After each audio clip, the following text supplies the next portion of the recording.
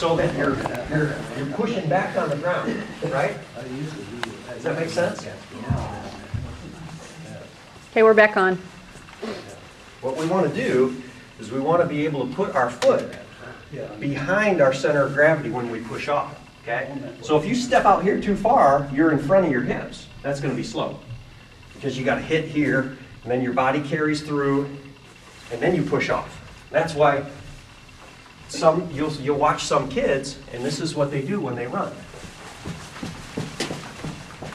See what that looks like? Doesn't look fast, does it? Because I'm hitting in front of my hips. They're trying real hard.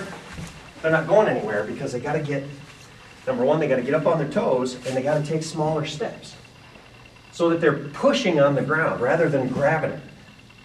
You can't grab and pull on the ground. Your muscles aren't strong to do that. You're much better to push. Let's go ahead and do a couple of these falling starts and think about that. Point your toes right straight forward, fall forward, and then take little bitty steps. On your toes, yep. All right, Richie, go ahead. Good, all right. What we're looking for is for your toes to stay right straight forward or even just pointed in just a little bit. Some people, their toes will tend to point in just a little bit, and that's good. It's way better than pointing them out. Can you imagine that? We call that a duck run or a skating. A lot of sprinters or football guys will want to step out here like this and then push off like that. And they point their toes out. Bad, bad. Don't want to do that.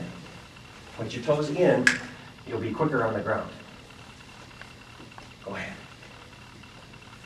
Hang down. Sprint. Good, all right.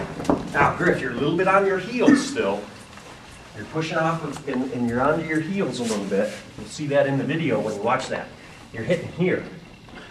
And it's a little bit in front of your hips. So you're pushing and you're just a little bit slower than Richie because what Richie's doing is he's up on his toes and he's not touching the ground as long.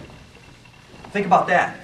I don't want to touch the ground if I'm sprinting. Drills will do is they will teach you how to contact the ground less.